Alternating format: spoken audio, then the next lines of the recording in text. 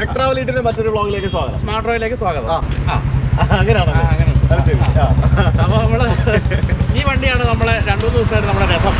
നമ്മൾ ഡൽഹിയിൽ വന്നിറങ്ങിയിട്ട് അവിടുന്ന് ഓടിച്ച് 8 മണിക്കൂർ ഓടിച്ച് അമൃത്സറിൽ വന്നു. ഇന്ന് രാവിലെ സുജിത്ത് എയർപോർട്ടിൽ പോയി പിക്ക് ചെയ്തു. സത്യത്തിൽ ഗംഭീര വണ്ടി കേട്ടോ. അതായത് നല്ല രസമാണ്. ഭയങ്കര സേഫ്റ്റി ഫീലുള്ള മാരുതിയുടെ വണ്ടികളിൽ ഏറ്റവും സേഫ്റ്റി ഫീലുള്ള വണ്ടിയാണ്, സ്പേസ് ഉള്ള വണ്ടിയാണ്. അപ്പോൾ എൻ്റെ അടുത്ത് മാരുതിയുടെ കോർപ്പറേറ്റ് എന്ന് പറഞ്ഞാൽ ഏത് വണ്ടിയും തരാൻ വേണം, ഓട്ടോമാറ്റിക് തരാം. പക്ഷേ എക്സ്പ്രോസ് മാനുവലല്ലേ ഉള്ളൂ. ഞാൻ എനിക്ക് മാനുവൽ ആയാലും കുഴപ്പമില്ല, എക്സ്പ്രോസ് മതിയെന്ന് പറഞ്ഞു. അങ്ങനെ പാകിസ്ഥാൻ വരെ നമ്മൾ എത്തിച്ചിട്ട് പാകിസ്ഥാൻ ബോർഡർ വരെ നമ്മൾ ഈ എസ്-ക്രോസിലാണ് നമ്മൾ പോയത്. അപ്പോൾ നമ്മളിപ്പോൾ പാകിസ്ഥാനിൽ നിന്ന് തിരിച്ചിറങ്ങി. നിങ്ങൾ കഴിഞ്ഞ ദിവസം പാകിസ്ഥാനിൽ പോയ ആ വീഡിയോകളൊക്കെ നിങ്ങൾ കണ്ടിട്ടുണ്ടാവും. അപ്പോൾ നേര ബാബ നാനക് എന്ന് പറഞ്ഞ ആ ഒരു ബോർഡർ സ്ഥലത്ത് നിന്ന് നമ്മളിപ്പോൾ ഡൽഹി ഭാഗത്തേക്ക് പോവാണ്. ഡൽഹി വരെ നമ്മൾ എത്തില്ല, കാരണം ഇപ്പോൾ സമയം 4:30 നമ്മളൊരു ലുധിയാന വരെയൊക്കെ എത്താൻ പറ്റുമായിരിക്കും. അപ്പോൾ വളരെ പ്രകൃതി മനോഹരമായിട്ടുള്ള ധാരാളം കൃഷികളുള്ള ഈ ഒരു പ്രദേശത്താണ് നമ്മളിപ്പോൾ വണ്ടി നിർത്തിയിരിക്കുന്നത്. ചുറ്റും മരങ്ങൾ നമുക്ക് കാണാം. ഇത് എന്ത് കൃഷി ആയിരിക്കണം മിക്കവാറും? ഇത് ആ കൃഷിയുടെ ആള് നിൽക്കുന്ന അനൂപാണല്ലേ? എന്തായിരിക്കും ഇത്? അല്ല, ഇവിടെ മെയിനായിട്ടും ഉള്ളത് ബസ്മതി റൈസ് ആണ്. ഇതോ? ബസ്മതി റൈസിന്റെ ഫീൽഡുകളാണ് ഇവിടെ കൂടുതലായിട്ടും ഉള്ള സ്ഥലങ്ങളിൽ. പിന്നെ ഇവിടുത്തെ പ്രധാന കൃഷി ഗോതമ്പുണ്ട്, കരിമ്പ് വളരെ പ്രധാനപ്പെട്ട ഒരു കൃഷിയാണ്. പ്രത്യേകിച്ചും പഞ്ചാബികൾ പൊതുവെ അവര് കൃഷിയിൽ ഏറ്റവും കൂടുതൽ കോൺസെൻട്രേറ്റ് ചെയ്യുന്ന ആൾക്കാരാണ്. അവര് വലിയ കോടീശ്വരന്മാരുണ്ട്. കാരണം 200 ഏക്കർ 300 ഏക്കർ 500 ഏക്കർ ഒക്കെ സ്ഥലമുള്ള ആൾക്കാരാണ് ഈ പഞ്ചാബികൾ. അപ്പോൾ അവർക്ക് ധാരാളം കൃഷി സ്ഥലങ്ങൾ, കണ്ണത്താ ദൂരത്തോളമുള്ള പാടി ഫീൽഡ്സ് എന്നൊക്കെ പറയുന്നത് ഇതാണ്. കടുക്, ഇതൊരു നോൺ സ്റ്റോപ്പ് ആണല്ലേ? ഈ അനൂപ് ഈ പഞ്ചാബിന്റെ ഗ്രാമങ്ങളെ പറ്റിയൊക്കെ ഇത്രയും കാര്യമായിട്ട് പറയാൻ കാര്യമുണ്ട്. അനൂപിന് ഒരു ഫ്രണ്ട് ഉണ്ട്, അനിൽ എന്നാ പേര്. പുള്ളി അമ്പാടി ഫാംസ് എന്ന് പറഞ്ഞിട്ട് തിരുവല്ല വലിയ പശു ഫാം ഉണ്ട്. അപ്പൊ ഈ പശുവിനെ വാങ്ങിക്കാനൊക്കെ ആയിട്ട് അനൂപും അനിലും കൂടാണ് ഈ പറഞ്ഞ ഇന്ത്യയിലെ ഗ്രാമങ്ങൾ മുഴുവൻ പോകുന്നത്. അതുകൊണ്ട് ഇതൊക്കെ കണ്ട ഉടനെ ഇത് ബസുമതിയാണ്. ഒരു ട്രാക്ടർ പോകുന്നു സാധനങ്ങളൊക്കെ ആയിട്ട്. ശരിക്കും ഒരു പ്രത്യേക ഫീലാണ് പഞ്ചാബിന്റെ ഇന്റീരിയറിലോട്ട് വരുമ്പോഴത്തേക്കിനും. പഞ്ചാബിലെ റോഡുകളൊക്കെ ഹൈവേകൾ മാത്രമേ ഉള്ളൂ കുറച്ചൊക്കെ വലുത്, ബാക്കിയെല്ലാം ചെറിയ ചെറിയ റോഡുകളാണെങ്കിലും മൊത്തത്തിൽ ഞാൻ നോക്കിയിട്ട് ഇന്ത്യയിൽ ഏറ്റവും അധികം വൃത്തിയുള്ള ഒരു സംസ്ഥാനങ്ങളിലൊന്ന് പഞ്ചാബാണ്. നല്ല ഫുഡും നല്ല മനുഷ്യരും നല്ല സ്നേഹമുള്ള മനുഷ്യരും. നമുക്ക് ഒരാൾക്ക് കഴിക്കാനുള്ള ഫുഡ് വാങ്ങിച്ചാൽ 3 പേർക്ക് കഴിക്കാം. അങ്ങനെയൊക്കെയുള്ള നല്ല മനുഷ്യർ, നല്ല സ്നേഹമുള്ള മനുഷ്യർ, നല്ല ധനികരായിട്ടുള്ള ആൾക്കാരൊക്കെയുള്ള സ്ഥലം. അപ്പോൾ എന്തായാലും എസ്-ക്രോസ് എടുത്തോളൂ. നമുക്ക് let's go to watch Delhi. Delhi വരെ എത്തൂല, നമ്മൾ ലുധിയാന വരെയെങ്കിലും എത്തിക്കാൻ ശ്രമിക്കും.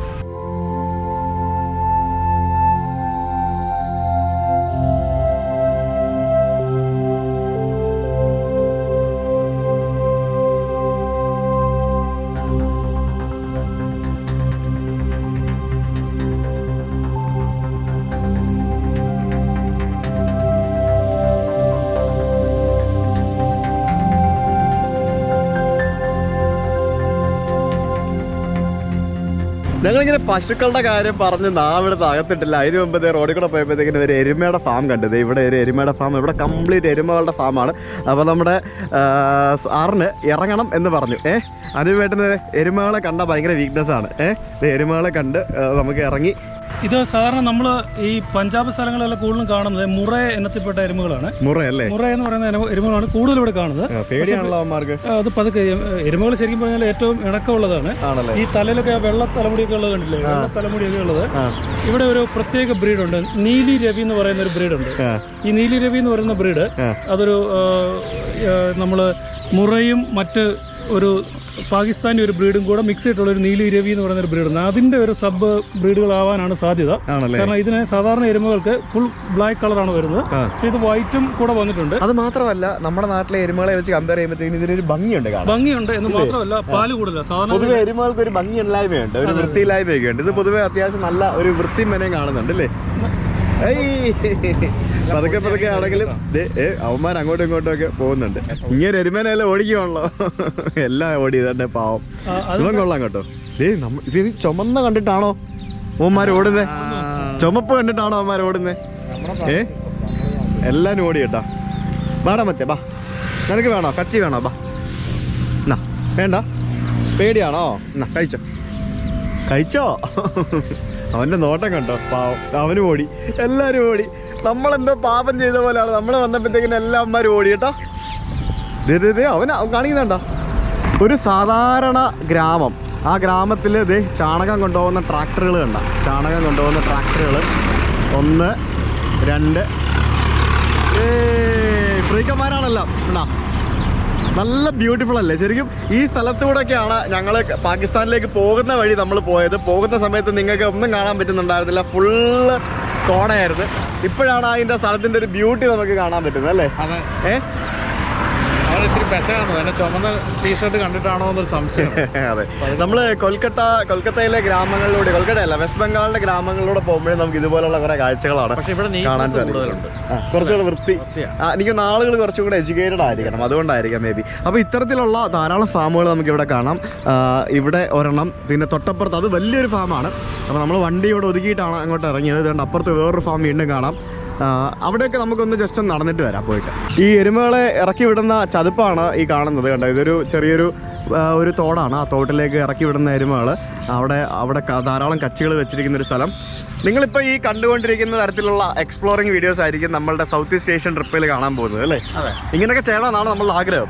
നമ്മുടെ INB ട്രിപ്പ് നമ്മൾ ഇതേപോലെ ആയിരുന്നു. നമ്മൾ പരമാവധി ടൂറിസ്റ്റ് ഡെസ്റ്റിനേഷനുകൾ INB ട്രിപ്പിൽ ഒഴിവാക്കിയിരുന്നു. അത്ര പ്രധാനപ്പെട്ട സ്ഥലങ്ങളിൽ മാത്രമാണ് നമ്മൾ പോയത്. ടൂറിസ്റ്റ് ഡെസ്റ്റിനേഷനുകളിലുപരി നമ്മളിങ്ങനെ ഓരോ ഗ്രാമങ്ങളിലൂടെ അല്ലെങ്കിൽ ഓരോ റോഡുകളിലൂടെ കടന്നു പോകുമ്പോഴത്തേക്കും അവിടെ കാണുന്ന കാഴ്ചകളൊക്കെയാണ് നമുക്ക് ഏറ്റവും കൂടുതൽ സന്തോഷം തരുന്നതും നിങ്ങൾക്കും ഏറ്റവും കൂടുതൽ സന്തോഷം തരുന്നതും. അപ്പോൾ അതിനകത്ത് ഒറ്റ പ്രശ്നമേ ഉള്ളൂ, ഈ ഹൈവേകളിലൂടെ പോകുമ്പോഴത്തേക്കിനും പുറം രാജ്യങ്ങളിൽ പോകുമ്പം ഹൈവേകളിൽ നിന്നും എക്സിറ്റ് ചെയ്യാനുള്ള ഒരു ബുദ്ധിമുട്ട് മാത്രമാണ്. അപ്പോൾ നമുക്ക് എപ്പോഴും ഓൾട്ടർനേറ്റ് പാതകൾ കണ്ടുപിടിക്കണം. ഏതൊരു എക്സ്പ്രസ് ഹൈവേക്കും ബദലായിട്ടൊരു പാത ഉണ്ടാവില്ലേ? ഇല്ലേ? ഇപ്പോൾ ഉദാഹരണമായിട്ട് ഇപ്പോൾ ഇന്നലെ നമ്മൾ അമൃത്സറിലേക്ക് ഓടിച്ചു നമ്മൾ ഫുൾ ഹൈവേ ആയിരുന്നു. ഇങ്ങനത്തെ ഒരു കാഴ്ച നമ്മൾ കണ്ടില്ല. ഇന്നിപ്പോൾ നമ്മൾ ഇടയ്ക്ക് ഒരു ചെറിയ റോഡിൽ കൂടെ കയറിയപ്പോൾ തന്നെ ഭംഗിയുള്ള. അതെ, ഇപ്പൊ ഞങ്ങൾ കഴിഞ്ഞ ദിവസം ബാങ്കോക്കിൽ നിന്ന് പട്ടായയിലേക്ക് തായ്ലൻഡിൽ വെച്ച് പോയപ്പോഴത്തേക്കിനും നമുക്ക് എക്സിറ്റ് അടിക്കാനൊന്നും ഇല്ല, ഒന്നും കാണാനും ഇല്ല. അപ്പൊ ശരിക്കും അതിന് ബദലായിട്ടുള്ള എക്സ്പ്രസ് ഹൈവേക്ക് ബദലായിട്ടുള്ള വഴികൾ വേണം നമുക്ക് റൂട്ട് പ്ലാനിങ് ചെയ്യുന്ന സമയത്ത് കണ്ടുപിടിക്കാനായിട്ട്. അതിപ്പോ ജസ്റ്റ് ഗൂഗിൾ മാപ്പ് ഓപ്പൺ ആക്കി പാരലൽ റൂട്ടിൽ കൂടെ പോയാലും മതി, ഇല്ലേ? അങ്ങനെയുള്ള കാഴ്ചകളൊക്കെ എന്തായാലും എക്സ്പെക്ട് ചെയ്യാം. അപ്പൊ ഈ കൊറോണ സംഭവങ്ങളൊക്കെ വന്നതുകൊണ്ട് നമ്മൾ ജസ്റ്റ് മിക്കവാറും ഈ മാർച്ച് എന്നുള്ളത് ഏപ്രിലേക്ക് മാറ്റി വയ്ക്കാൻ സാധ്യതയുണ്ട്. അപ്പോൾ അതിൻ്റെ കാര്യങ്ങൾ ഡേറ്റൊക്കെ വഴി അനൗൺസ് ചെയ്യാം. അപ്പോൾ ഈ പശുക്കൾക്ക് വേണ്ടിയതാണ്, അപ്പോൾ ഈ എരുമകൾക്ക് വേണ്ടി ഉള്ള കച്ചി ഇഷ്ടം പോലെ നമുക്ക് ഇവിടെ കാണാം. കണ്ടോ, കച്ചിയും ഇവരുടെ ഈ ഫാമേഴ്സിൻ്റെ കുടിലുകളുമാണ് ഇവിടെ കാണുന്നത്. ഇതേ എരുമ കുഞ്ഞുങ്ങളും ഉണ്ട്, എരുമയുടെ വലുതുമുണ്ട്, എരുമ പോത്ത്. അങ്ങനെ ഫോട്ടോയൊക്കെ എടുക്കുന്നത്, എരുമയുടെ ഫോട്ടോയൊക്കെ എടുത്ത് ഫാമിന് അയച്ചു കൊടുക്കുകയാണെന്ന് തോന്നുന്നു. ഈ കാളൊക്കെ ഇഷ്ടപ്പെടത്തില്ല, ചവിട്ടും തൊഴിക്കും. മാത്രമല്ല ഈ എരുമയുടെ ഒരു പ്രത്യേകത വെച്ച് കഴിഞ്ഞാൽ ഈ പശുവിനെയൊക്കെ കറക്കാനായിട്ട് നമ്മൾ മിൽക്കിംഗ് മെഷീൻസുകൾ ഉപയോഗിക്കും. പക്ഷെ എരുമകളുടെ കേസിൽ അങ്ങനെ ചെയ്യത്തില്ല. കാരണം വെച്ചാൽ നമ്മൾ പശു പോലെയുള്ള ഒരു സ്റ്റൈലല്ല, എരുമ നമ്മൾ ബൈ ഹാൻഡായിട്ട് തന്നെ കറന്നെടുക്കണം. അങ്ങനെ ചെയ്യാൻ പറ്റുള്ളൂ. എന്നാൽ വളരെ ചില സ്ഥലങ്ങളിൽ ഇപ്പൊ നമ്മൾ നേരത്തെ പറഞ്ഞ അമ്പാടി ഡയറി ഫാം പോലെയൊക്കെയുള്ള സ്ഥലങ്ങളിൽ മിൽക്കിംഗ് മെഷീൻസ് യൂസ് ചെയ്യുന്നുണ്ട്. പക്ഷെ അതൊക്കെ വളരെ പ്ലാൻഡ് ആയിട്ട് അതിനെ ട്രെയിൻ ചെയ്തൊക്കെ എടുത്തതാണ്. ബൈ ഹാൻഡായിട്ട് കറക്കത്തുള്ളൂ. പിന്നെ മാത്രം നീലിരവിയൊക്കെയാ. അപ്പോൾ അവിടെ അതിന് എരുമകളെ കറന്നുകൊണ്ടിരിക്കുക. അപ്പോൾ അതുകൊണ്ട് നമ്മളോട് അങ്ങോട്ട് അടുത്തോട്ട് വരണ്ട, അവർ ചാടും എന്നൊക്കെ പറഞ്ഞു. ഇവരുടെ ഈ കുടിലുകൾ കണ്ടില്ലേ, നമുക്ക് മണ്ണ് കൊണ്ടുണ്ടാക്കിയ കുടിലുകളാണ്. മുകളിൽ അകമൊക്കെ നല്ല വൃത്തിയിട്ടിട്ടുണ്ട്, ചാണകം മെഴുത് നല്ല വൃത്തിയാക്കിയിട്ടിരിക്കുന്ന അകം. പാത്രങ്ങളൊക്കെ അടുക്കി വെച്ചിരിക്കുന്നത് കണ്ടോ, നോക്ക് എന്ത് വൃത്തിയായിട്ടാണ്. ഇതൊരു ചെറിയൊരു മൺകുടിലാണെങ്കിൽ പോലും അതിനുള്ളിൽ വൃത്തിയുണ്ടോ അവർ ആ പാത്രങ്ങൾ അടുക്കി വെച്ചിരിക്കുന്ന രീതി പോലും എന്ത് ഭംഗിയാണെന്ന് നോക്ക്.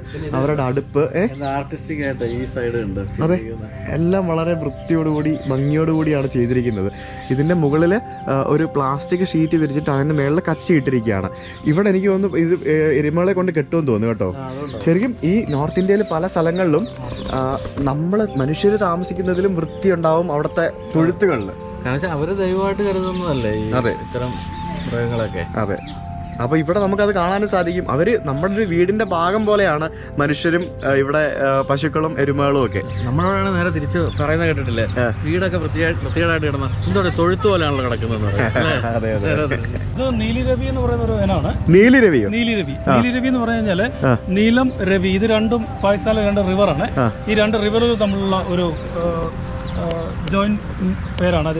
നീലരവിയുടെ പ്രത്യേകത ഇതിന് ഏകദേശം ഒരു 10 ലിറ്റർ പാലോളം കിട്ടും ഒറ്റ കറക്കൽ ഒരു ദിവസം. ഒരു കറക്കൽ 5-6 ഒക്കെ കിട്ടും. മറ്റേത് ഒരു 10 ലിറ്ററോളം ഒരു ദിവസം. അങ്ങനെയാണ് നമ്മൾ കണക്ക് പറയുന്നത്. 10 ലിറ്റർ പാലോളം കിട്ടും. ഇത് ക്രോസ് ബ്രീഡ് ആണോ? ഇതൊരു ക്രോസ് ബ്രീഡ് ആണ്. നമുക്കിവിടെ ഈ പട്ടിയാലയിലെ ഒരു വലിയ ഇൻസ്റ്റിറ്റ്യൂട്ട് ഉണ്ട്, ഈ സെൻട്രൽ ഗവൺമെന്റിന്റെ ഈ ബഫല്ലോ റിസർച്ച് ഇൻസ്റ്റിറ്റ്യൂട്ട് ഉണ്ട്. ആ റിസർച്ച് ഇൻസ്റ്റിറ്റ്യൂട്ടിൽ ആണ് അവര് ഈ ഒരു ഇനത്തിനെ ബ്രീഡ് ചെയ്തെടുത്തത്. മാത്രമല്ല അവർ വേറെയും പല ബ്രീഡുകൾ ചെയ്യുന്നു. ഇപ്പം ഈ ഹിമാലയത്തിലുള്ള ഒരു കാട്ടുപോത്തിനെയും നാട്ടിലെ എരുമയും കൂടെ ബ്രീഡ് ചെയ്ത് പുതിയ ഇനമൊക്കെ അവർ ഉണ്ടാക്കിയിട്ടുണ്ട്, ഞാനത് കണ്ടിട്ടുണ്ട്. അപ്പോൾ ഇതിനകത്ത് ഇതിന്റെ പ്രത്യേകത വെച്ച് കഴിഞ്ഞാൽ ഇപ്പൊ മീറ്റിന് വേണ്ടിയിട്ടാണെങ്കിലും യൂസ് ചെയ്യാം, കാരണം ഇത് നല്ല സൈസാണ്, നല്ല വൃത്തിയാണ്, നല്ല കളറാണ്, മൾട്ടി കളറാണ്. തീർച്ചയായും കാരണം ഇതിന്റെ പ്രത്യേകത വെച്ചാൽ ഈ വൈറ്റ് കളർ തലയിലും കാലില് സോക്സ് ഇട്ടിരിക്കുന്ന പോലെ കാലിലും കൂടെ വരുന്നതാണ് ഈ നീലിരവിയുടെ പ്രത്യേകത. അതിന്റെ കണ്ണുകളൊക്കെ ഉണ്ടാവും, ചില ഇപ്പൊ ഇതിന് വൈറ്റ് ആണ്, പക്ഷെ ചിലത് നല്ല ബ്ലൂ കളറിന് ഐസ് വരും. അങ്ങനെയാണ് അതിന്റെ പ്രത്യേകത. വളരെ വിശേഷപ്പെട്ട ഒരു ബ്രാൻഡാണ്. കൊള്ളാട്ടോ, അവന്മാര് നോക്കുന്നുണ്ട്, കെട്ടിയിട്ടൊന്നുമില്ല, ഓടി വന്ന് കുത്താൻ ഇതങ്ങനെ ഉപദ്രവിക്കത്തില്ല. ഇതിന്റെ ഏറ്റവും വലിയ അഡ്വാൻറ്റേജ് ഇത് നമ്മൾ വിചാരിക്കുന്ന പോലെ പോത്തൊന്നും നമ്മളെ അങ്ങനെ ഉപദ്രവിക്കത്തില്ല. പ്രത്യേകിച്ച് ഈ നാട്ടിലെ ഇത്തരം എരുമകളൊക്കെ വളരെ ഫ്രണ്ട്ലിയാണ്. ആരുമായിട്ടുള്ള നമുക്ക് കുറച്ച് ഉൾഗ്രാമങ്ങളിലേക്ക് പോകുമ്പോൾ കാണാം, ചെറിയ കുട്ടികൾ ഇങ്ങനെ വിളിച്ചാൽ ആ കുട്ടികളുടെ കൂടെ ഇത് പോകുന്നത് നമുക്ക് കാണാൻ പറ്റും. അത്ര സിമ്പിളായിട്ടാണ് ഇതിനെ ഹാൻഡിൽ ചെയ്യുന്നത്. നമുക്കാണ് ഇതിനെ കാണുമ്പോൾ ഇതിന്റെ സൈസ് കാണുമ്പോൾ നമുക്ക് പേടിയായിട്ട് തോന്നും, പക്ഷേ ആക്ച്വലി അങ്ങനെയല്ല, ഇത് വളരെ സിമ്പിൾ. അപ്പോൾ എന്തായാലും കൊള്ളാം, കുറച്ച് രസകരമായിട്ടുള്ള കാഴ്ചകൾ കണ്ടത്. ഇവൻ നല്ല ക്യൂട്ടാ, ഇവള് നല്ല ക്യൂട്ടാ, ചിന്തരി. അപ്പോൾ കുറേ എരുമ കുട്ടികളും പോത്തുകളും ഒക്കെ ആയിട്ട് ഇവിടെ ഈ ഒരു കാഴ്ച. അപ്പോൾ നമ്മളിനി വേണ്ടി നമ്മുടെ യാത്ര തുടരുന്നു. എസ്-ക്രോസിന് ഒരു പ്രത്യേക ഭംഗിയുണ്ടല്ലേ. എന്തായാലും എസ്-ക്രോസ് ഫ്രീ ആയിട്ട് വണ്ടി തന്നതുകൊണ്ട് നമുക്ക് വരാൻ പറ്റി. നമുക്ക് ട്രിപ്പിന് ഈ വണ്ടി കിട്ടുമോ ചോദിച്ചു നോക്കാം, കിട്ടുമെന്ന്. നമ്മുടെ പേരിൽ വേണ്ടേ വണ്ടി? അത് അങ്ങനെ ഒരു പ്രശ്നമുണ്ട്. ഹലോ എസ്-ക്രോസ് ഓപ്പൺ സൺറൂഫ് എന്ന് പറഞ്ഞാൽ ഓപ്പൺ ആവുമോ? അപ്പൊ നമ്മള് ഡൽഹി ഭാഗത്തേക്ക് ലക്ഷ്യമാക്കിയുള്ള യാത്രയിലാണ്. ശരിക്കും ഈ ബോർഡറിൽ നിന്ന് ഡൽഹിയിലേക്ക് അപ്രോക്സിമേറ്റ് എത്ര കിലോമീറ്റർ ഉണ്ട്? 600 കിലോമീറ്റർ ഉണ്ട്. പക്ഷെ നമ്മൾ ഡൽഹി വരെ പോകുന്നില്ല, നമ്മൾ മാക്സിമം ലുധിയാന വരെയാണ് പോകാൻ ഉദ്ദേശിക്കുന്നത്. ലുധിയാന നിങ്ങൾക്ക് ഓർമ്മയുണ്ടാവും, നമ്മൾ INB ട്രിപ്പിന്റെ സമയത്ത് നമ്മൾ MG ഹെക്ടർ വന്നിട്ട് ടെസ്റ്റ് ഡ്രൈവ് ചെയ്തത് ലുധിയാനയിലെ ഷോറൂമിൽ നിന്നാണ്. നമ്മൾ അന്ന് ലുധിയാനയിൽ ഒരു ദിവസം താമസിക്കുകയും ചെയ്തായിരുന്നു. ഇവിടെ എന്തൊക്കെയോ ഫാക്ടറികളൊക്കെ കാണാമല്ലോ. കല്ലിന്റെ ആണോ, കട്ടയാണോ? ഇഷ്ടിക ഫാക്ടറി. ഇവിടെ ഇഷ്ടിക ഫാക്ടറികളൊക്കെ ഉണ്ടല്ലേ ധാരാളം. കൊള്ളാലോ, അടിപൊളി. നിറച്ച് കൃഷിയാണ്, അപ്പുറത്തും ഇപ്പുറത്തും എല്ലാം കൃഷിയാണെന്ന് തോന്നുന്നു ഇവിടുത്തെ ഒരു പ്രധാനപ്പെട്ട ഒരു സംഭവം.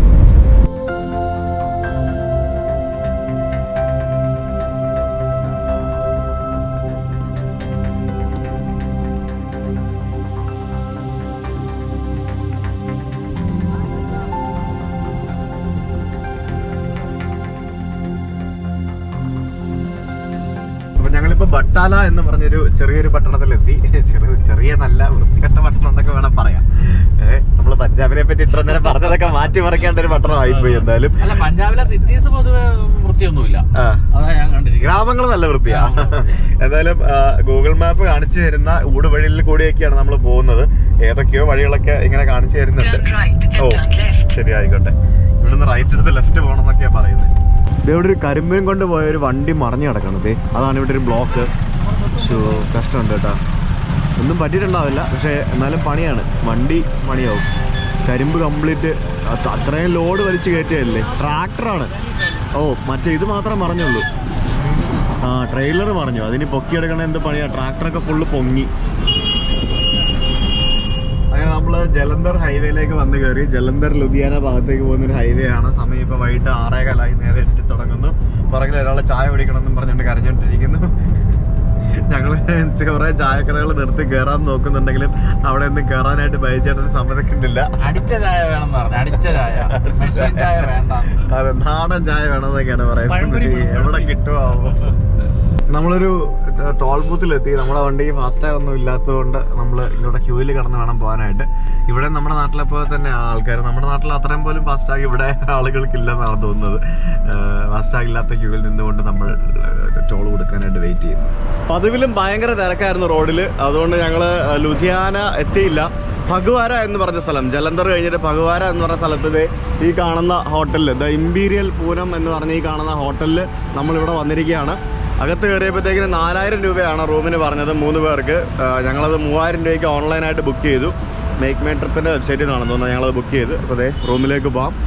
3 പേർക്ക് ഒരു റൂമാണ് കിട്ടിയിരിക്കുന്നത്. അത് മതി. റൂമിലെത്തി.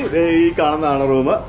റൂമിൽ 2 ബെഡ്, പിന്നെ ഒരു എക്സ്ട്രാ ബെഡ് ഇപ്പോൾ കൊണ്ട് ഇടാമെന്ന് പറഞ്ഞിട്ടുണ്ട് എല്ലാവരും. എന്തായാലും നല്ല ടയർഡായില്ലേ ഇന്ന്? ഗംഭീര ടയർഡാണ്. ഇവരെ സംബന്ധിച്ച് പ്രശ്നമൊന്നുമില്ല. ഞാൻ ഇന്നലെ ഒരു ദിവസം ഉറങ്ങിയിട്ടില്ല എന്ന് ഓർക്കണം. ഞാൻ കൊച്ചിയിൽ നിന്ന് ഡൽഹി വഴി ഇവിടെ വരെ എത്തിയിട്ടുള്ളത്. അയ്യടാ. ബാത്റൂം എങ്ങനെയുണ്ടെന്ന് നോക്കാം. കുഴപ്പമില്ല. നല്ല ബാത്റൂമാണ്. ഇവിടെ കുളിക്കാനുള്ള ഷവർ സൗകര്യങ്ങൾ പരിപാടികളൊക്കെ ഉണ്ട്. അപ്പോൾ ബാക്കി കാഴ്ചകൾ നമ്മൾ രാവിലെ ഇനിയിപ്പം ഭക്ഷണം കഴിക്കുക, കിടന്നുറങ്ങുക, വേറെ പരിപാടികൾക്ക് സ്നേഹിക്കുക. ബാക്കി നാളെ രാവിലെ ബാക്കി യാത്രകൾ കണ്ടിന്യൂ. വീഡിയോ ഇവിടെ അവസാനിക്കുന്നില്ല. നെക്സ്റ്റ് ഡേ മോർണിംഗ് ഞങ്ങളെല്ലാവരും ഇതേ കുളിച്ച് ഫ്രഷ് ആയിട്ട് ഇറങ്ങാൻ പോവാണ്. പുറത്ത് ഇവിടെ വീണ്ടും ഇതേപോലെ തണുപ്പാണ്. കണ്ടില്ല, തണുപ്പത്തൊന്നും കാണാൻ പറ്റത്തില്ല, അതുപോലെ തണുപ്പാണ്. റൂമിലും ഫുള്ള് തണുപ്പാണ്. അപ്പോൾ ഞങ്ങളെല്ലാവരും കുളിച്ച് റെഡിയായി പോലെ ബ്രേക്ക്ഫാസ്റ്റ് കഴിക്കണം. 6 മണിക്ക് ഇറങ്ങണം എന്ന് പറഞ്ഞ് വിചാരിച്ച ആൾക്കാരാണ്. ഇപ്പോൾ സമയം 9 മണിയായി. ഹോട്ടലിൽ ബില്ലെല്ലാം കൊടുത്ത് സെറ്റിൽ ചെയ്ത് ഇറങ്ങി. ഹോട്ടൽ റൂം 3000 രൂപ, ഫുഡ് 1300 രൂപ പോലെ. ഡ്രൈവർ കയറി റെഡി ആയിട്ടിരിപ്പുണ്ട്. ഭയങ്കര തണുപ്പാട്ടോ, രക്ഷയില്ലാത്ത തണുപ്പാണ്. ഇപ്പൊ ഈ ഒരു പ്രദേശം മുഴുവൻ തണുപ്പാണ്. പാകിസ്ഥാനിൽ തണുപ്പായിരുന്നു, ഡൽഹിയിൽ തണുപ്പായിരുന്നു. അയ്യോ, ഇതൊന്നും കാണുകയല്ലോ. വായ്പറട്ടെ. ആഹാ, ചെളി അടിച്ച് പൊടി അടിച്ച് എന്താ ഇത്. കഴിക്കാൻ വല്ലതും കിട്ടുമോ ബൈച്ചേട്ടാ? നിങ്ങൾ നോക്കൂ, ഞാൻ നോക്കുന്നുണ്ട്. ഇതെല്ലാം ജില്ല തല കാണുള്ളൂ, ജില്ല മൊത്തം ചെളിയാ. നമ്മുടെ വണ്ടിക്ക് ഫാസ്റ്റാഗ് ഇല്ലാത്ത കാരണം നമ്മൾ ശരിക്കും അനുഭവിച്ചുകൊണ്ടിരിക്കുകയാണ്. ടോൾ ബൂത്തുകളിൽ ബാക്കി എല്ലാ സംഭവങ്ങളും കാലി, ഫാസ്റ്റാഗിൽ മാത്രം ഇത്രയും വണ്ടികൾ ഇവിടെ ക്യൂ നിൽക്കുകയാണ്.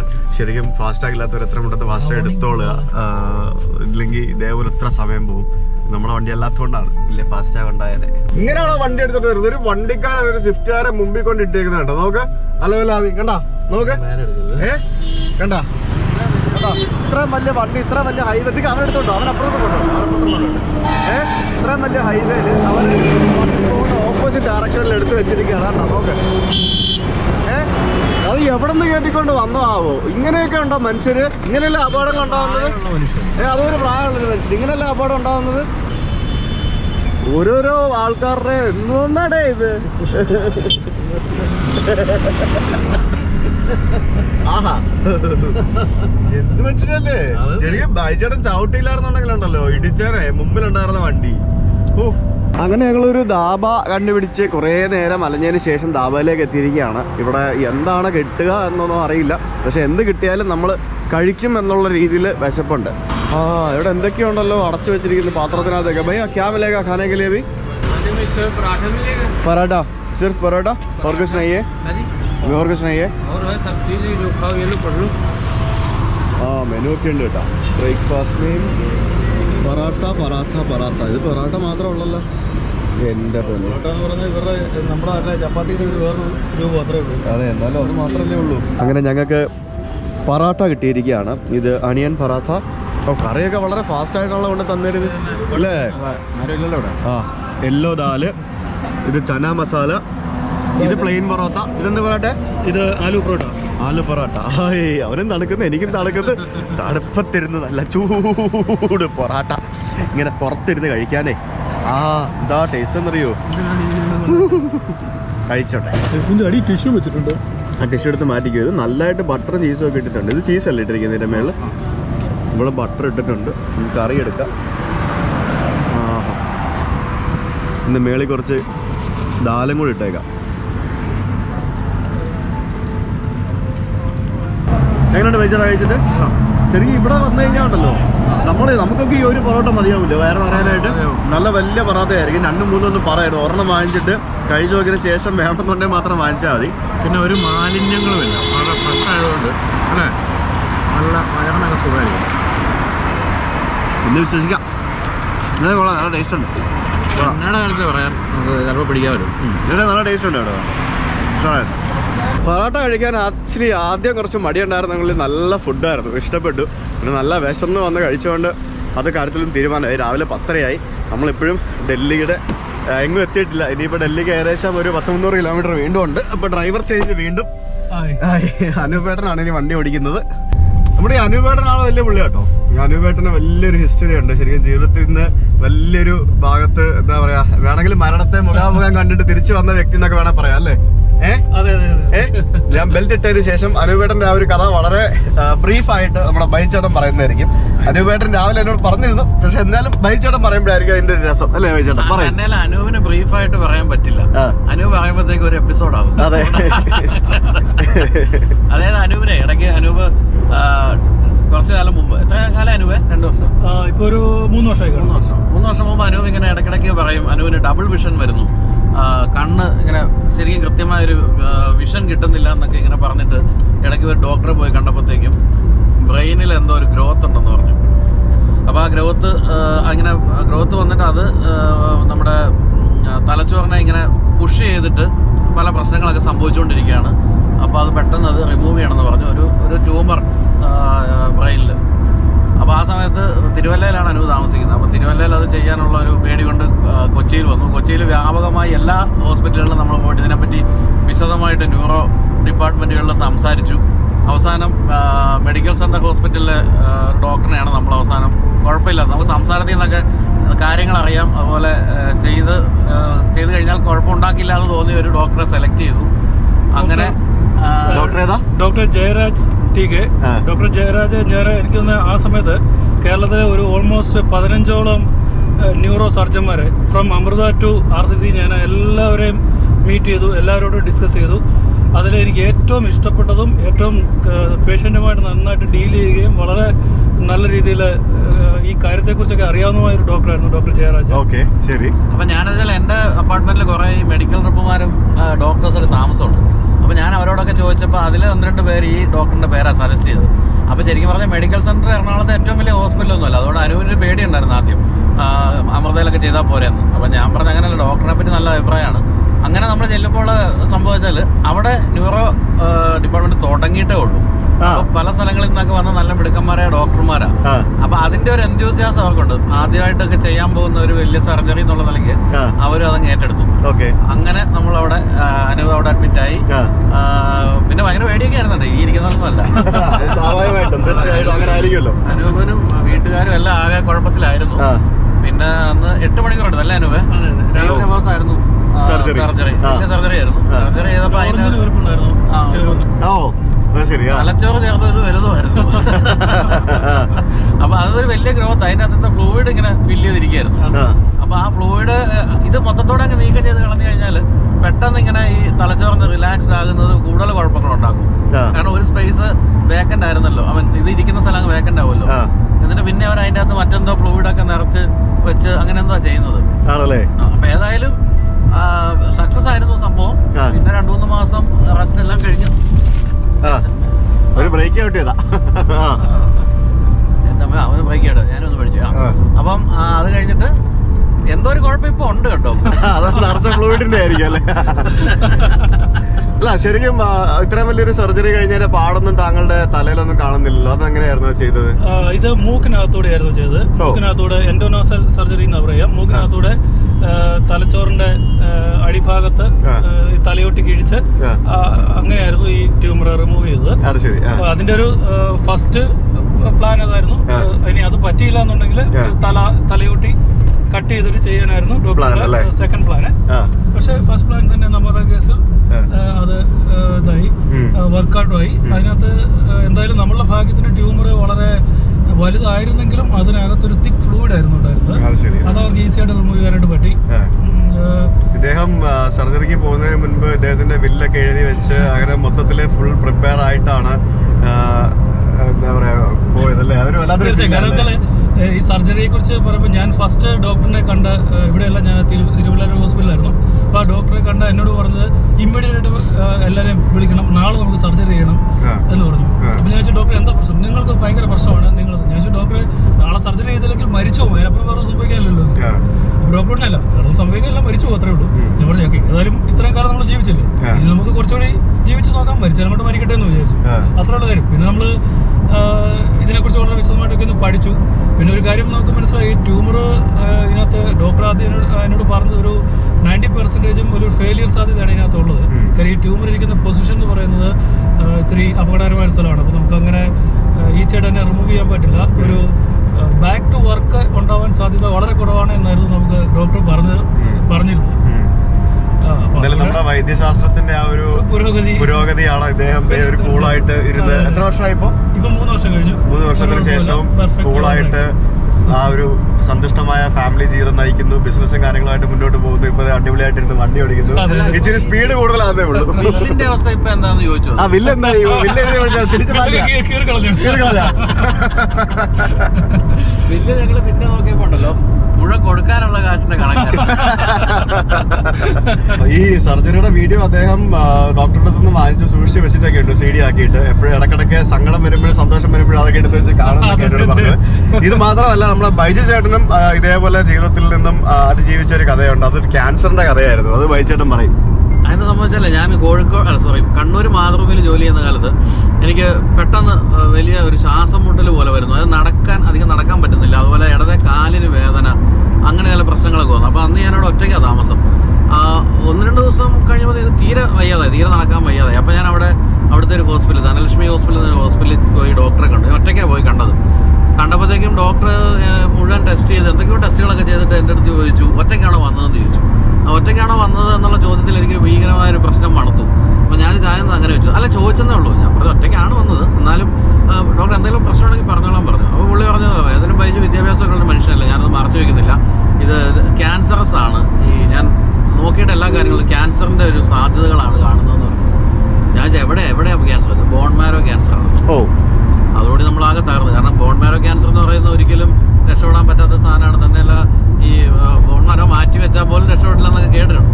അപ്പോഴത്തേക്ക് ഞാൻ പെട്ടെന്ന് അന്ന് മാതൃഭൂമിയുടെ Kannur bureau chief PP Sasheendran എന്ന് പറയുന്ന ആളാണ്. ശശിയേട്ടനാണ് ഇപ്പം ദുബൈയിൽ ആണ് മാതൃഭൂമിയിൽ. ശശിയേട്ടനെ ഞാൻ വിളിച്ചപ്പോൾ ശശിയേട്ടൻ മതി, അതൊക്കെ ഡോക്ടർമാർക്ക് തെറ്റിപ്പോകുന്നത്, നീ ഒരു കാര്യം, നീ അവിടെ നിൽക്ക്, ഞാനിപ്പോൾ അങ്ങോട്ട് വരാമെന്ന് പറഞ്ഞു. അങ്ങനെ ശശിയേട്ടൻ വന്നു എന്നെ വിളിച്ചുകൊണ്ട് പറഞ്ഞു, നമുക്ക് വേറൊരു ഡോക്ടറെ അടുത്ത് പോയി ഈ ടെസ്റ്റ് എല്ലാം ആയിട്ട്, അപ്പോൾ നീയാണ് പേഷ്യൻ്റ് എന്ന് പോലും ഞാൻ പറയുന്നില്ല, അപ്പോൾ ആ ഡോക്ടർ ഉള്ള കാര്യം പറയുമല്ലോ എന്ന് പറഞ്ഞു. അങ്ങനെ ഞങ്ങൾ കൂടി മറ്റൊരു ഡോക്ടറെ കാണാൻ പോയി. ഈ ഡോക്ടർ ഇതെല്ലാം നോക്കിയിട്ട് ചോദിച്ചു, ഇയാൾ ഇപ്പോഴും ജീവിച്ചിരിപ്പുണ്ടോ എന്ന് ചോദിച്ചു. അയ്യോ, അതോടുകൂടി ശശിയേട്ടനും ആകിയത്, ശശിയേട്ടൻ ഡോക്ടർ അത് ഈ ആൾ തന്നെയാണ്. ഡോക്ടർ അയ്യോ സോറി കേട്ടോ, അത് പക്ഷേ ഇനിയിപ്പോൾ ഒന്നും മറച്ചിട്ട് കാര്യം, നിങ്ങൾക്ക് ബോൺ മാരോ ക്യാൻസറിൻ്റെ എല്ലാ സാധ്യതകളുമാണ് കാണിക്കുന്നത്, എത്രയും പെട്ടെന്ന് മണിപ്പാൽ ഹോസ്പിറ്റലിൽ പോകും, അല്ലെങ്കിൽ തിരുവനന്തപുരത്ത് RCCയിലേക്ക് പോകണമെന്ന് പറഞ്ഞു. അപ്പോൾ ഞാൻ പെട്ടെന്ന് വീട്ടിൽ വിളിച്ചു. ശശിയേട്ടൻ തന്നെ വീട്ടിൽ അച്ഛനെ വിളിച്ചു. അന്ന് അച്ഛൻ ജീവിച്ചിരിക്കുന്ന കാലം അച്ഛനെ വിളിച്ചപ്പോൾ ആകെ ഇത് കേട്ടപ്പോൾ തന്നെ അറിയാമല്ലോ, വീട്ടിലെ കൂട്ടക്കരച്ചിലും ബഹളമൊക്കെ ആയി. അപ്പോൾ അച്ഛൻ പറഞ്ഞു, ഏതായാലും നമ്മൾ കോട്ടയംകാരായതുകൊണ്ട് അച്ഛൻ പറഞ്ഞാൽ നമുക്ക് RCC പോകാം എന്ന് പറഞ്ഞു. അങ്ങനെ പെട്ടെന്ന് RCCയിൽ അന്ന് റെഫറൽ ഹോസ്പിറ്റൽ ആയതുകൊണ്ട് പെട്ടെന്ന് ചെന്നാൽ അങ്ങനെ എടുക്കില്ല. അപ്പം മാതൃഭൂമിയിൽ വിളിച്ചു പറഞ്ഞു. മാതൃഭൂമിയിൽ നിന്ന് അന്ന് വീരേന്ദ്രകുമാർ മാനേജിംഗ് ഡയറക്ടറാണ്, അദ്ദേഹം വേഗം RCC വിളിച്ച് പറയുന്നു. അവിടുത്തെ ഡയറക്ടർ ഡോക്ടർ കൃഷ്ണൻ നായർ. അങ്ങനെ ഒരു ദിവസം അന്ന് രാത്രി തന്നെ മാതൃഭൂമിയിലെ എൻ്റെ കൊളീഗ്സ് രാജേഷ്, ബിജു, രണ്ടുപേരെയും കൂട്ടി എന്നെ റെയിൽവേ സ്റ്റേഷനിൽ ഒറ്റയ്ക്ക് പോകാൻ പറ്റില്ല, കാരണം എപ്പോൾ വേണമെങ്കിലും ഡിസ്ക് പ്രൊലാപ്സ് വരാം എന്തൊക്കെയോ പറഞ്ഞാണ് ഡോക്ടർ പറഞ്ഞത്. ഇവർ രണ്ടുപേരും കൂടി എന്നെ കണ്ണൂർ റെയിൽവേ സ്റ്റേഷനിൽ യാത്ര അയക്കാൻ വരുന്നു. മാതൃഭൂമിയിലെ മുഴുവൻ ആൾക്കാരും റെയിൽവേ സ്റ്റേഷനിൽ, കാരണം ഇനിയൊരു തിരിച്ചുവരവില്ലല്ലോ, കാരണം ഞാൻ ബോൺ മാരോ ക്യാൻസർ ആയിട്ട് പോകുന്നു തിരുവനന്തപുരം RCCയിലേക്ക്. RCC പോകുകയെന്ന് കേൾക്കുമ്പോൾ തന്നെ നമുക്കൊരു പേടിയാണല്ലോ. അപ്പോൾ എല്ലാവരും ഒരു അവസാന യാത്രാമൊഴി അങ്ങനെ പറയുന്നില്ലെന്നേ ഉള്ളൂ, എല്ലാവരുടെയും മുഖത്ത് അവസാന യാത്രാമൊഴി ആയിരുന്നു. എന്നിട്ട് നേരെ അവിടുന്ന് രാത്രി ട്രെയിനിൽ കയറി കോട്ടയത്ത് റെയിൽവേ സ്റ്റേഷൻ രാവിലെ വന്നപ്പോൾ ഇതേപോലെ നാട്ടുകാരും വീട്ടുകാരും അടക്കം ഒരു വൻ സംഘം എന്നെ കാണാൻ വേണ്ടി റെയിൽവേ സ്റ്റേഷനിൽ വന്ന് നിൽക്കുന്നു. അപ്പോൾ എല്ലാവരും ഇങ്ങനെ പൊട്ടി നിൽക്കുകയാണ്, കരയാൻ. ആരും കരയുന്നില്ലെന്നില്ല, കാരണം എന്നെ വിഷമിപ്പിക്കരുതല്ലോ. അങ്ങനെ അവിടുന്ന് പിന്നെ അച്ഛനും നമ്മുടെ അമ്മയും ബന്ധുക്കളും ഭാര്യയൊക്കെ കയറി ഞങ്ങൾ നേരെ പോകുന്നു. RCC ചെന്നു. RCC ചെന്ന് first doctor Krishnan Nair result എല്ലാം നോക്കിയിട്ട് പറഞ്ഞു, യെസ്, ഇത് ബോൺ മാരോ ക്യാൻസർ തന്നെയാണ് സാധ്യത. പക്ഷേ എന്തായാലും നമുക്ക് ടെസ്റ്റുകളെല്ലാം നടത്തിയിട്ട് പറയാൻ പറ്റുള്ളൂ. അപ്പോൾ അതുകൊണ്ട് തന്നെ നമുക്ക് ബോൺ മാരോ എടുക്കണം, ബോൺ മാരോ എടുത്തിട്ട് വേണം ഇത് അറിയാൻ. അപ്പം 2 ദിവസം കഴിഞ്ഞാൽ അത് എടുക്കുക, അതുവരെ 1-2 ടെസ്റ്റൊക്കെ ചെയ്യാമെന്ന് പറഞ്ഞു. അങ്ങനെ ബോൺ മാരോ എടുക്കുകയാണ് 2 ദിവസം കഴിഞ്ഞാൽ. ബോൺ മാരോ എടുക്കുക എന്ന് പറയുന്നതാണ് എന്നെ സംബന്ധിച്ച് എൻ്റെ ജീവിതത്തിൽ അന്നും ഇനി ഉണ്ടാകാൻ പോകുന്നതുമായ ഏറ്റവും വലിയ വേദന. കാരണം അത് മാരകമായ വേദനയാണ്. ഇത് കണ്ടോണ്ടിരിക്കുന്ന ആരെങ്കിലും അത് അനുഭവിച്ചിട്ടുണ്ടോ എനിക്ക് അറിഞ്ഞുകൂടാ. അതായത് നമ്മുടെ നട്ടെല്ലിന്റെ അകത്തുനിന്ന് മജ്ജ കുത്തിയെടുക്കുകയാണ് ചെയ്യുന്നത്. അതൊരു അത് ലോക്കൽ അനസ്തേഷ്യ മാത്രമേ ഉള്ളൂ. പക്ഷെ ഭയങ്കരമായ, അതായത് അനസ്തേഷ്യ ഒന്നും ഇതിനൊരു പ്രശ്നമല്ലാത്ത രീതിയിലുള്ള വേദനയാണ്. ഇത് നമ്മളെ വളച്ച് കിടത്തിയിട്ട് നട്ടലിലേക്ക് ഒരു വലിയ സൂചി കൊണ്ട് കുത്തിയിട്ട് അതിൽ നിന്ന് നമുക്ക് കാണാൻ മാത്രം പോലും ഉള്ള സാധനം അല്ല കിട്ടുന്നത്, വളരെ ചെറിയ എന്തോ കിട്ടുന്നത്. പക്ഷെ ഈ മജ്ജ എടുക്കുക എന്ന് പറയുന്നതോട് നമ്മുടെ ജീവിതത്തിൽ ചെയ്ത എല്ലാ പാവങ്ങളും അന്ന് ചെയ്തൊക്കെ തീർന്നു, പിന്നെ അതിനുശേഷം ചെയ്തതൊക്കെ. അപ്പൊ അതെടുക്കുന്നു. പിന്നെയുള്ള 13 ദിവസമാണ് അന്ന് ബയോപ്സി റിസൾട്ട് വരാൻ. ഇപ്പോഴൊക്കെ കുറച്ചുകൂടെ നേരത്തെ വരും. ബയോപ്സി റിസൾട്ട് 13 ദിവസമാണ്. ഈ 13 ദിവസവും പരിപൂർണ ക്യാൻസർ രോഗിയായിട്ടാണ് നമ്മൾ കഴിയുന്നത്. അപ്പൊ ഈ സമയത്ത് ബോൺ മാരോ മാറ്റി വെക്കുന്നതിനെ പറ്റിയൊക്കെ കേട്ടിട്ടുണ്ട്. അപ്പം ആ സമയത്ത് അന്ന് മാതൃഭൂമിയിൽ നിന്ന് വീരേന്ദ്രകുമാർ സാറൊക്കെ വിളിച്ച് അച്ഛനോട് പറഞ്ഞു, പൈസ നോക്കണ്ട, പൈസ ഒക്കെ നമ്മൾ ചെലവാക്കും, ബോൺ മാരോ എങ്ങനെയും നമുക്ക് മാറ്റി വെക്കാന്നൊക്കെ പറഞ്ഞു. ഇത് പറഞ്ഞ് 2-ാം ദിവസം രാവിലെ പത്രം വന്നപ്പോൾ അതിലെ ആദ്യത്തെ ന്യൂസ് തന്നെ ടോപ്പ് ബ്രേക്ക് കൊടുത്തിരിക്കുന്നത് ലോകത്ത് ആദ്യമായി മജ്ജ മാറ്റി വെച്ച സ്ത്രീ മരിച്ചു എന്നായിരുന്നു. അടിപൊളി. അതോടുകൂടി വീണ്ടും കൂട്ടക്കരച്ചിലായി. പിന്നെ ഇങ്ങനെ മാതൃഭൂമിയിൽ നമ്മുടെ മീഡിയയിലുള്ള ആളായതുകൊണ്ടും ധാരാളം സുഹൃത്തുക്കളൊക്കെ ഉള്ളതുകൊണ്ടും ഇങ്ങനെ ഫോൺ വന്നുകൊണ്ടേ ഇരിക്കുകയാണ് മറ്റേ ഇവിടെ RCCയിലേക്ക്. അപ്പോൾ അവിടുത്തെ PR സുരേന്ദ്രൻ ചുനക്കര എന്ന് പറയുന്ന ആളായിരുന്നു. അദ്ദേഹം വന്നിട്ട് പറയും ഇത് എന്ത് കോളാ വരുന്നത് ഈ ബൈജുവിൻ്റെ വിശേഷം ചെയ്തിട്ടുണ്ട്. അപ്പം കുറേ പേരൊക്കെ മരിച്ചോന്നറിയാനുള്ള മട്ടിലാണ് ചോദിക്കുന്നത്, എന്താണ് ഇപ്പോഴും ജീവിച്ചിരിപ്പുണ്ടോ എന്നുള്ളത്. കാരണം ഒരു വിവരം വെളിയിൽ പോകുന്നില്ല. 13 ദിവസം കഴിഞ്ഞു. 13-ാം ദിവസം ഞാനിങ്ങനെ ബ്ലഡൊക്കെ കുത്തിവെച്ച് ഇങ്ങനെ മരിച്ച മട്ടി കിടക്കുമ്പോൾ റിസൾട്ട് വരുന്നു. അപ്പം മാതൃഭൂമിയിലെ എൻ്റെ സുഹൃത്ത് ജയചന്ദ്രൻ ആണ് വന്നിട്ട് ഒരു തട്ടിട്ട് എഴുന്നേറ്റ് പോടെ, ഇതൊന്നും ഒരു അസുഖമില്ല, നെഗറ്റീവാണ്. അപ്പൊ എന്താ സംഭവിച്ചത് ആക്ച്വലി? അത് ഞാൻ പറയാം. അത് സാധാരണ രസം. എഴുന്നേറ്റ് പോടെ, എഴിച്ചു പോടെ, ഒരു അസുഖമില്ലെന്നോ. നമുക്ക് വിശ്വസിക്കാൻ പറ്റുന്നില്ല. നമുക്കിപ്പോ നെഗറ്റീവ്. അപ്പൊ നമ്മൾ വേഗം പിന്നെ ഡോക്ടറെ അടുത്ത് ഡോക്ടർ പറഞ്ഞു ഈ എന്താണ് പിന്നെ രോഗം എന്ന് ചോദിച്ചത്. പുള്ളി പറഞ്ഞു RCCയിൽ നിങ്ങൾക്ക് ക്യാൻസർ ആണോ അല്ലയോ എന്ന് മാത്രമേ കണ്ടുപിടിക്കുന്ന പരിപാടി ഉള്ളൂ. അതിനുശേഷം ഇതെന്താന്നുള്ളത് നിങ്ങൾ വേറെ ഹോസ്പിറ്റലിൽ കണ്ടുപിടിച്ചോളാൻ പറഞ്ഞു. ശരി. അപ്പൊ ഇതെന്താ സംഭവിച്ചാല് നമ്മുടെ ഏതോ ഒരു ടെസ്റ്റില് ബെൻസ് ജോൺസ് പ്രോട്ടീൻ എന്ന് പറയുന്ന ഒരു സംഭവം പോസിറ്റീവ് ആയിരുന്നു. അത് ഏതാണ്ട് 100% ഒരു ബോൺമാരോ ക്യാൻസറിന്റെ ലക്ഷണമായിട്ടോ അങ്ങനെ എന്തോ ആണ് ഈ സംഭവം. ശരി. പക്ഷെ അതിനുശേഷം ഞാൻ പിന്നെ പല ഹോസ്പിറ്റൽസും കിടന്നു വന്നിട്ട് എനിക്ക് എന്റെ കാലുവേദന ഇതൊന്നും മാറിയില്ല. അവസാനം പൂച്ചാക്കൽ എന്ന് പറയുന്ന സ്ഥലത്ത് CKV എന്ന് പറയുന്ന ഒരു ആയുർവേദ ഹോസ്പിറ്റലിൽ പോയി. അത് ഈ പറഞ്ഞ പോലെ പലരും അറിഞ്ഞു കേട്ടൊക്കെ ചെന്നതാണ്. അവിടെ ചെന്നപ്പോഴത്തേക്കും ഡോക്ടർ പറഞ്ഞു ഇത് ഡിസ്കിന്റെ പ്രശ്നങ്ങളും പിന്നെ ബാഡ് ന്യൂട്രീഷനും ഒക്കെയാണ് ഈ സംഭവം സംഭവിച്ചത്. ഞാൻ ഒറ്റയ്ക്ക് ജീവിക്കായിരുന്നു കണ്ണൂർ. ഞാൻ ആഹാരത്തിനെ ശ്രദ്ധിച്ചിട്ടില്ല. അതൊക്കെ കൂടെ സംഭവിച്ചാണ്. എനിക്കൊരു 15 ദിവസം കൊണ്ട് ഞാൻ റെഡിയാക്കി തരാന്ന് പറഞ്ഞു. ഇത്രയും അതായത് ഞാൻ 5 ഹോസ്പിറ്റലുകളും കിടന്നായിരുന്നു കേരളത്തിൽ അങ്ങോളം ഇങ്ങോളം. പലയിടത്തും സർജറി ഒക്കെ ഫിക്സ് ചെയ്തതാണ്. ഇതൊന്നും ഇല്ലാതെ 15 ദിവസം CKVയിൽ കിടന്നു. എന്റെ എല്ലാ അസുഖവും മാറി. ഇപ്പൊ 2003 നടന്ന സംഭവമാണ്. ഇത്രയും വർഷം കഴിഞ്ഞിട്ട് ഞാനിപ്പോഴും സുഖമായി ഓടിക്കൊണ്ടിരിക്കുന്നു. ക്യാൻസറും ഇല്ല, ഒന്നുമില്ല. അങ്ങനെ 13 ദിവസം ഞാൻ മരിച്ചു ജീവിച്ചു. അത് ശരിക്കും പറഞ്ഞാൽ നമ്മളിപ്പോൾ അനുവ് പറഞ്ഞ പോലെ തന്നെ നമ്മളെ സ്നേഹിക്കുന്ന ആരൊക്കെയാണ്, നമുക്ക് എന്തെങ്കിലും പ്രശ്നം വന്നാൽ എന്തൊക്കെ തരത്തിലുള്ള പ്രതികരണങ്ങൾ ഉണ്ടാകും, പിന്നെ മരണം മുന്നിൽ കണ്ടുകൊണ്ട് ജീവിക്കുമ്പോൾ നമ്മുടെ അവസ്ഥ എന്താണ്, ഇതെല്ലാം വളരെ കൃത്യമായി. കാരണം ഞാനൊക്കെ ഇങ്ങനെ ഒരു നിർവേദാവസ്ഥ എന്ന് പറയില്ല, ഈ മുനിമാരുടെയൊക്കെ പോലെ. അതൊന്നും നമ്മുടെ തലയിലൊന്നും കയറില്ല. അങ്ങനെ ചിരിച്ചോണ്ടിരിക്കും നമ്മള്, കരയൊന്നുമില്ല. അത് പോയി, എല്ലാം കഴിഞ്ഞു. എപ്പോ വേണം മരിക്കും. അത് ഭയങ്കരമായ അവസ്ഥയായിരുന്നു 13 ദിവസം. കേട്ടില്ലേ, ഓരോരോ അനുഭവങ്ങളാണ്.